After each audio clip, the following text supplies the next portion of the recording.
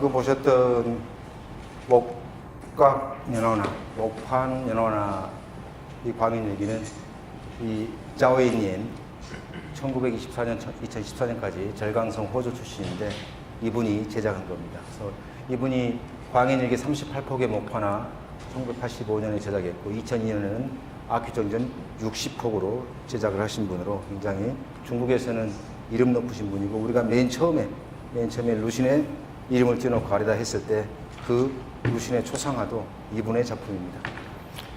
자, 이제 우리가 광인일기를 이야기할 텐데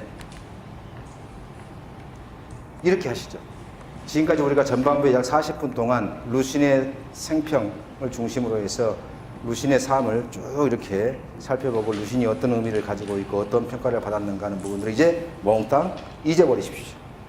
몽땅 잊어버려야 합니다. 왜냐하면 텍스트를 우리가 살펴보고 텍스트를 분석할 때 있어서는 작가 그 자신의 자전적인 삶에 대한 이해가 오히려 우리가 텍스트를 분석하고 이해하는데 반드시 도움되지는 않습니다. 반드시. 그래서 지금부터는 텍스트 내부의 질서로 우리가 들어가서 텍스트만을 보기로 합니다. 텍스트 바깥으로는 절대 나가지 않기로 합니다. 나가지 않기로. 그래서 앞으로는 제가 루신이라는 이름도 사용하지 않을 것이고 여러분들도 루신을 머릿속에서 지워버리십시오. 다만 맨 끝에 가서 다시 루신을 호출할 겁니다. 루신을 호출할 겁니다. 가능한 한 작품 자체의 내부 질서가 어떠하고 그 내부 질서 속에서 어떤 의미가 저절로 스스로 만들어지는가를 우리가 한번 따라가 보기로 합니다. 우리가 자, 지금 방금 봤지만은 다음 중 이 작품 속 광인의 감정과 부합하는 장면을 고르시오 그러는데 우리가 또 사지선다행에 굉장히 능합니다. 그래서 사지선다행으로 문제를 내겠습니다. 사지선다행 문제는 출제자의 의도를 잘 파악을 해야 합니다. 출제자의 의도를. 여기서 틀리신 분이 있으면 안 됩니다. 자, 1번입니다. 요건 2번입니다. 3번.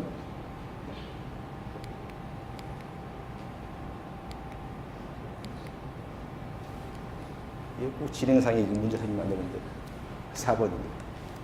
자, 1, 2, 3, 4번 가운데서 여러분들은 몇 번을 찍으시겠습니까? 우리 학생 몇 번 찍으실까요? 3번. 너는? 4번. 이렇게 갈리면 안 되는데 출제를 잘못한 겁니다. 두 명의 학생 가운데서 벌써 두 명이 갈라져 버리면 출제를 잘못한 겁니다. 자, 우리 3번 학생은 어떤 의미에서 3번을 택했어요?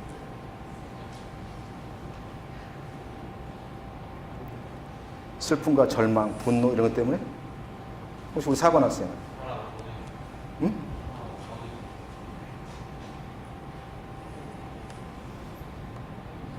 다시 한번 크게 한번 말씀해 주세요.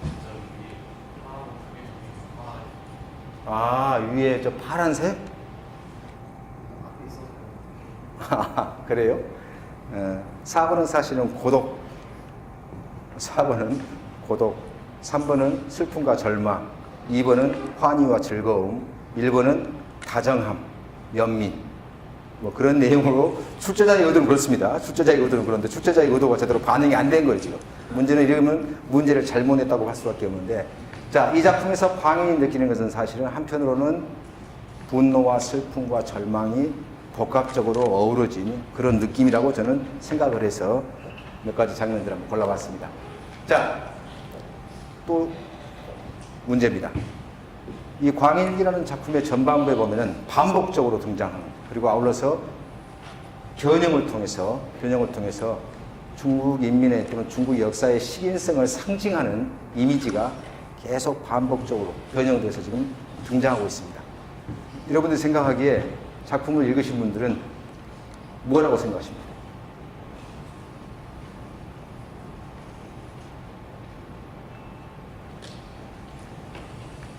반복적으로 약간의 변형을 거쳐서 식인성을 상징하는 하나의 이미지가 등장하는데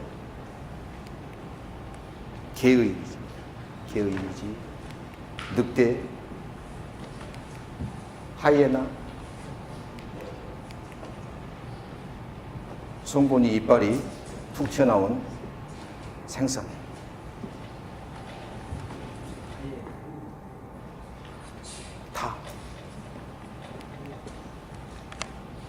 식인성을 드러내는 이미지들이 실제로 작품 속에서는 이렇게 등장합니다. 나를 흘끗 쳐다보는 자오신의 개, 입을 쩍 벌린 채 나를 향해 희죽거리는 험상궂은 놈, 수상적인 눈초리, 얼굴색이 푸르죽죽한 꼬마 녀석들, 시퍼런 얼굴에 송곳니를 드러난 한때의 사람들, 죽은 자의 간과 심장을 튀겨먹었음을 전하는 늑대촌의 소작이, 눈깔이 희고 딱딱한 데다 입을 쩍 벌리고 있는 생선, 눈빛과 모습이 흉추하고 죽은 고기만 먹는 하이에나, 눈빛이 흉추하고 얼굴이 새파래진 형과 시퍼런 얼굴과 송곳니를 가지고 있는 사람들. 작품 속입니다.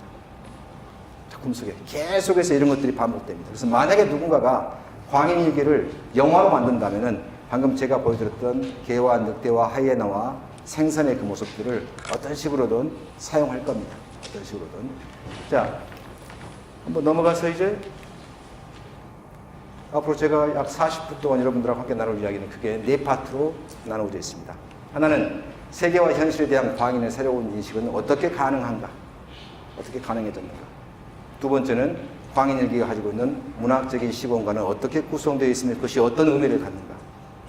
세 번째는 광인일기의 의사소통 구조는 어떻게 이루어져 있는가? 마지막 네 번째로 글쓰기 전략으로서의 광인과 광기가 가지는 의미는 무엇인가? 이렇게 크게 네 가지로 나누어서 제가 말씀을 드리고자 합니다. 광인일기에 보면 주요 동사들이 몇 가지가 나옵니다.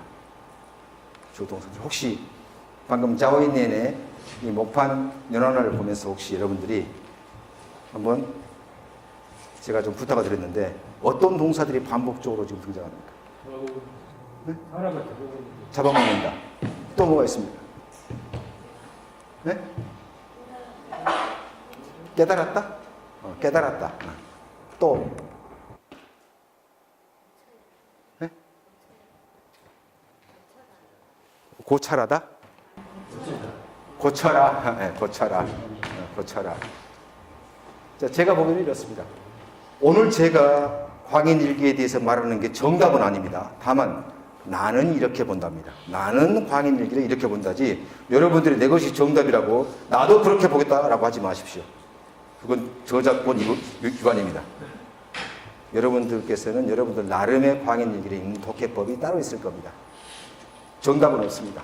한 작품, 한 텍스트에 대한 텍스트를 분석하는 방법도 다를 것이고 작품의 의미를 규명하는 것도 각각 다 다릅니다. 같지 않습니다.